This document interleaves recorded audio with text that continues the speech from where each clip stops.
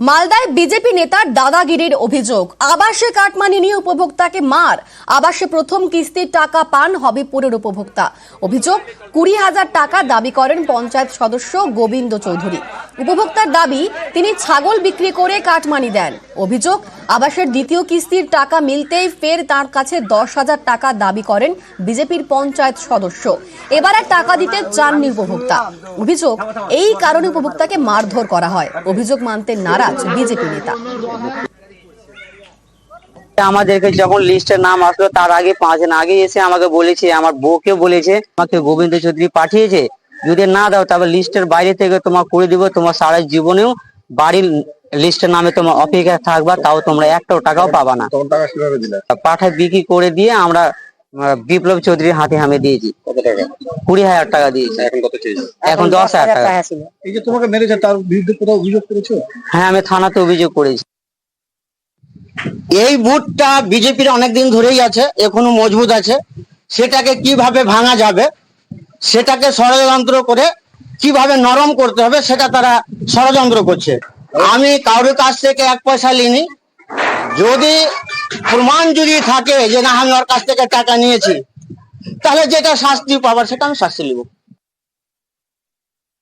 আমি জানতে চাই বিজেপির কাছ থেকে যে এটা সাহস না দুঃসাহস, নিজেদের টাকা আটকে দিয়ে রাজ্য সরকারের দেওয়া টাকা কাটমানি নিয়ে আজকে মানুষের সঙ্গে যে প্রতারণা করছে, সেই প্রতারণার আর জবাব মানুষ আগামী দিনে দেবে। এখানে কমপ্লেন হয়েছে থানাতে এবং রীতিমতো আইনের কথা চলবে এবং যা অ্যাকশন নেওয়ার প্রশাসনিক লেভেলে সেটা অ্যাকশন। টাকা দিলেই আবাসের তালিকায় নাম উঠবে, এই প্রতিশ্রুতি দিয়ে টাকা আদায়। 5 জনের থেকে মোট 50,000 টাকার প্রতারণার অভিযোগ। মুর্শিদাবাদের লালগোলায় জোর শোরগোল, বিপদ বুঝে প্রতারক গা ঢাকা দেন বলেও অভিযোগ। বুধবার তাকে হাতে নাতে ধরে ফেলেন অভিযোগকারীরা। ঘটনায় লিখিত অভিযোগ জানানোর নির্দেশ ভিডিও। আমাদের বলেছিল ঘর দিব তোমাদেরকে, 10,000 করে দাও। দিয়ে আমরা 10,000 করে 5 জনের কাছে 50,000 তুলে দিয়েছিলাম ওকে। তারপরে 2024 এপ্রিল মাসে দিয়েছিলাম। আমরাকে বলে এই ডিসেম্বর মাসে দেবো, এই মাসে দেবো, ওই মাসে দেবো করতে করতে এতদিন চলে এসছে। আমি আজকে এসেছি, যে আমি বলছি যে কি হলো দাদা, বলছি ওরা বলছে যে ঘর যতদিন না দেবে ততদিন আমরা বলতে পারবো না। কত টাকা দিয়েছে? 50,000 5 জনের। আপনাদের লিস্টে নাম নেই? লিস্টে নাম নেই। লিস্টে নাম নেই তবু করে দিল। তার নাম কবিরুল ইসলাম। এটা আজকেই একটা কমপ্লেন আমার কাছে এলো যে এরকম কেউ টাকা চেয়েছিল। তো আমরা অভিযোগ যিনি করছিলেন তাকে একটা লিখিত অভিযোগ আমরা দিতে বললাম। তিনি আজকে একটা অভিযোগ দিয়ে গেছেন আমার কাছে। তো আমরা জরুরি ব্যবস্থা আমরা যেটা নেওয়া যায় সেটা আমরা এখান থেকে নেব। ওনারা তো বলছেন 50,000 টাকা দিয়েছি। সেটা আমাদের কাছে কোনো তথ্য নেই, সেটা ইনভেস্টিগেশন হোক, তারপরে জানা যাবে। আবাসের বাড়ি পেতে গেলে দিতে হবে কাটমানি। এক ব্যক্তির থেকে 5,000 টাকা কাটমানি চাওয়ার অভিযোগ তৃণমূলের নেতার বিরুদ্ধে।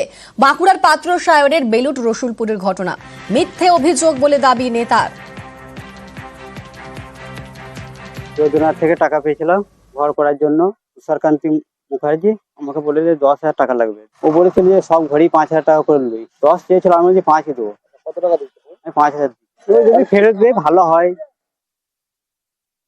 এটা সম্পূর্ণ মিথ্যা। এই ধরনের কোনো ঘটনা ঘটতেই পারে না। গ্রামের মানুষ জানে তুষারকান্তি মুখার্জি গ্রামের মানুষের জন্য কতটা হেল্প করে বা কতটা পাশে থাকে। এটা হয়তো কোনো ও প্ররোচনায় পড়েছে বা কেউ ওকে জোর করে করাচ্ছে, এই ধরনের। আমার তো শত্রু থাকতে পারে, মানুষ তো শত্রুহীন নয়।